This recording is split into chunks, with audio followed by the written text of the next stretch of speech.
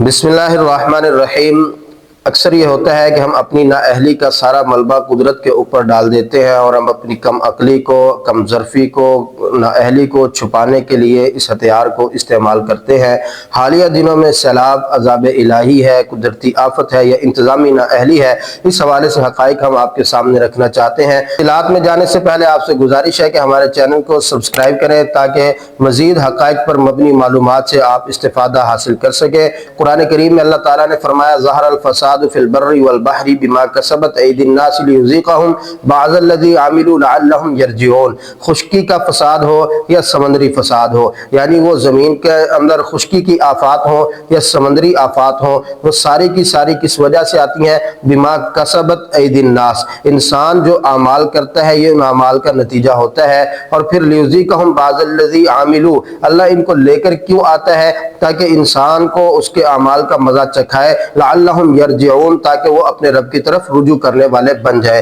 तो अब इसमें एक सबब बयान किया है कि बिमा कसबत ऐदिन नास, जो इंसान करता है उसी का अजर उसको मिलता है। जो वो बोता है वही खेती और फसल उसके सामने होती है। अब यहाँ पर दो चीज़ें हैं, एक हमारे आमाल है, तो आमाल के हवाले से हर मुसलमान खुद इस बात का इकरार करता है कि मैं कमज़ोर हूँ, मेरे अंदर कोताहियाँ हैं। माशरती एतबार से यकीनन हम अल्लाह रब्बुल इज़्ज़त के अहकामात की नाफरमानी कर रहे हैं, हुक्म उदूली कर रहे हैं। दूसरी तरफ हमारी इंतज़ामी नाअहली है। सैलाब कोई आज की बात नहीं है, मदीना के अंदर भी सैलाब आता था, खैबर की तरफ से सैलाब आता था और जो मदीना की आबादी को बहा के ले जाता था।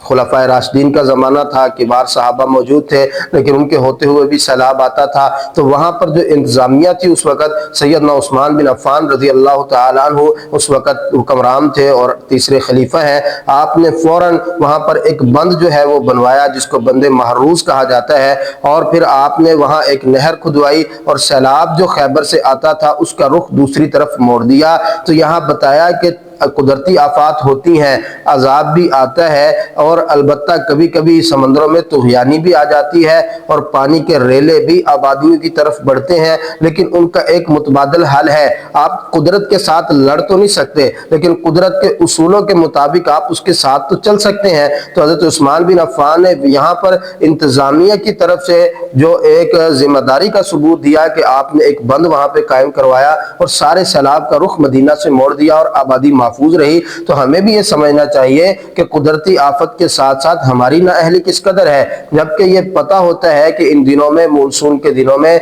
बारिशें कसरत के साथ होती हैं और सैलाबी सूरत हाल होती है और सैकड़ों एकड़ अराजी जो है वो पानी की नज़र हो जाती है और ज़री रकबा जो है सारे का सारा तबाह हो जाता है। और फिर जब बारिशें नहीं होती फिर हम देखते हैं कि हम खुश्की की वजह से, खुशक साली की वजह से मरते हैं, जब बारिशें होती हैं तो पानी की कसरत की वजह से मरते हैं। पाकिस्तान का एक वसी इलाका है जो सारे का सारा खुश्क है, जहाँ पर रेगिस्तान है, वो चाहे जनूबी पंजाब के अजला हो या इसी तरह वो बलोचिस्तान का इलाका हो। सिंध के अंदर बहुत सा ऐसा रकबा है जो बंजर पड़ा हुआ है। क्या यहाँ पर पानी की ज़रूरत नहीं है? यहाँ कितने जानवर हैं जो प्यास की वजह से मर जाते हैं, कितने इंसान हैं जो पानी न होने की वजह से खेती से महरूम बैठे हैं, कितने इंसान हैं जो पानी की तलब में घड़े खोदते हैं और फिर जो बारिशें होती हैं उनका पानी जमा करते हैं, उस पानी को पीने पर मजबूर हैं। तो जब इस कदर रकबा हमारे पास है तो क्यों नहीं हम उसका मुतबादल तलाश करते? हर चीज़ का हल, सैलाब का हल सिर्फ डैम नहीं है, सैलाब का हल है कि आप एक मुतबादल रास्ता दे।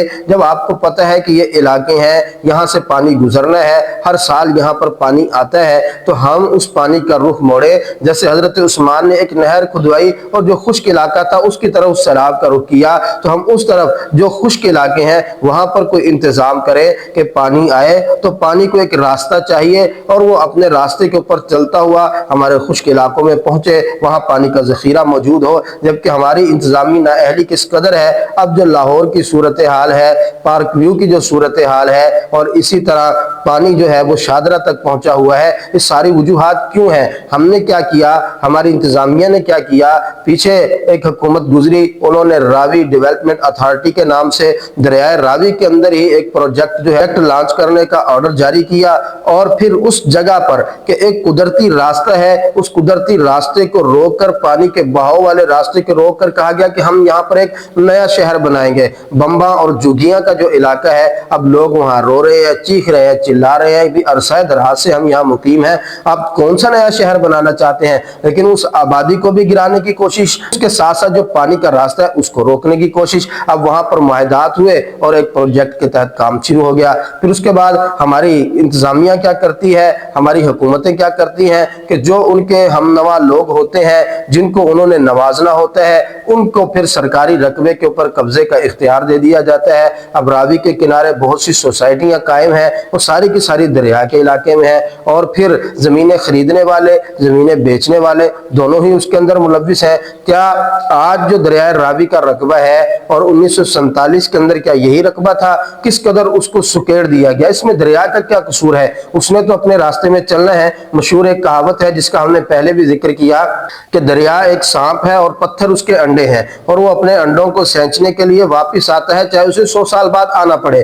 तो अब वहां पर होटलों का क्याम, वहां पर घरों का क्याम, वहां पर सोसाइटियों का क्याम। अब जब सैलाब आया और पानी दरिया के अंदर कसरत से आया, वो सारी चीजों को अपने साथ बहा के ले गया।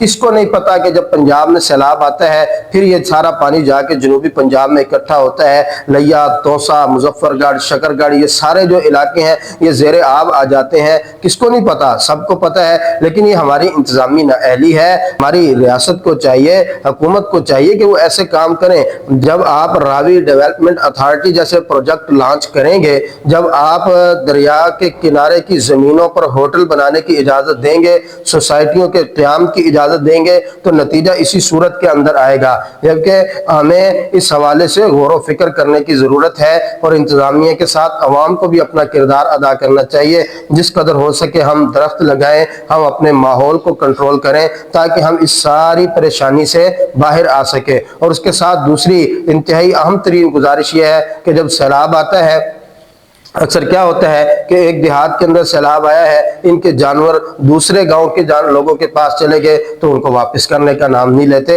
एक तो पहले ही लोग आफत के अंदर मुब्तला है, फिर उस आफत से हम फायदा उठाते हैं। जबकि हमारी कोशिश ये होनी चाहिए, जो सैलाब ज़दा इलाके हैं, अगर किसी का कोई जानवर हमारे पास आता है और करीब के जो देहात हैं, करीब के जो इलाके हैं, वो पता करवा ले कि भाई जिसका है वो हमारे पास आकर इसको ले जाए। तो हम आफत के अंदर मुब्तला लोगों का नाजायज फायदा ना उठाएं, उनके माल मवेशी से नाजायज फायदा ना उठाएं, बल्कि हम आसानी की तरफ जाएं और आसानी वाले रास्ते इख्तियार करें और हम उनको सहूलियात फराहम करें। तो ये जितने भी प्रोजेक्ट हैं ये ख़त्म होने चाहिए। जो नालों के अंदर तुग़यानी आती है, उन नालों का रास्ता बंद है। जो कुदरती रास्ते हैं पानी के बहाव के, उनके सामने जो रुकावटें हैं, उन तमाम रुकावटों को ख़त्म करना चाहिए। जब तक वो रुकावटें ख़त्म नहीं होंगी हम डूबते रहेंगे। हमारे साथ गुज़िश्ता 77 साल से यही होता आ रहा है कि जब बारिशें नहीं होती तो हम प्यास से मरते हैं, और जब बारिशें होती हैं तो हम डूब के मरते हैं। तो अब ये सारी चीज को कंट्रोल किसने करना है?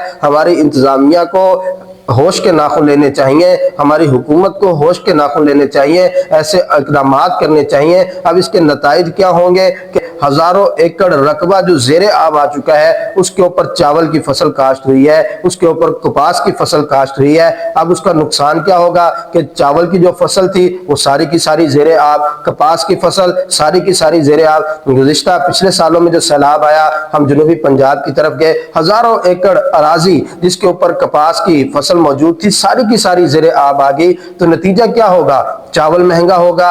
फिर उसके साथ साथ चावल जब महंगा होगा तो चावल का असर किस पे पड़ेगा? जो घर के अंदर खुराक है, बच्चों के लिए जो खुराक इस्तेमाल होती है, चावल से आगे जो दूसरी प्रोडक्ट्स हैं वो सारी की सारी महंगी होंगी। कपास महंगी होगी तो नतीजा क्या होगा? कपास से धागा बनेगा, जो कपड़े हैं, जो चादरें हैं, ये सारे का सारा इंडस्ट्रियल जो सामान है कपड़े के हवाले से, ये सारी की सारी चीजें महंगी हो जाएंगी और यही नताइज फिर भुगतना पड़ेंगे महंगाई की सूरत में। और उल्टा मैं ये समझता हूँ हमारी इंतजामिया इस तरह के इक़दामात नहीं करती। दूसरा, इससे फायदा ना उठाया जाए। हमारे यहाँ थोड़ा सा नुकसान होता है तो हम इमदाद के मुंतजिर होते हैं कि बैनुल अक़वामी इदारों से हमें इमदाद आएगी और बस ठीक है भाई, इसको मुस्तकिल हल की तरफ जाया जाए। वक्ती इमदाद बरसों तक जो असरात पड़ने वाले हैं उनको नहीं रोका करती। और ये सारी चीजें, सैलाब सिर्फ घरों को बहा के नहीं लेकर जाता, सिर्फ जरी معاشرتی رقبے کو بہا کے نہیں لے کے جاتا، بلکہ اس کے بعد مہنگائی کا طوفان آتا ہے، لوگوں کو سنبھلنے میں برسوں لگ جاتے ہیں۔ ایک شخص ہے جو اپنی زندگی میں محنت کرتا ہے، کوشش کرتا ہے، عرصہ دراز سے کماتا ہے، بڑھاپے کے قریب پہنچتا ہے تو وہ گھر بناتا ہے، لیکن پھر وہ گھر پانی کی نظر ہو جاتا ہے تو اس کے اوپر کیا گزرتی ہے۔ اس حوالے سے ہمارے حکمرانوں کو، ہماری انتظامیہ کو ایک عام آدمی کی سطح پہ آ کر سوچنا ہوگا کہ عام آدمی کے اوپر ان آفات کے اندر کیا مصیبتیں، کیا مصائب گزرتے ہیں۔ تو اللہ رب العزت کی طرف ہمیں رجوع کی ضرورت ہے، اور اسی طرح انتظامی حوالے سے ہمیں بہتری لانے کی ضرورت ہے۔ اللہ ہمارا حامی و ناصر ہو۔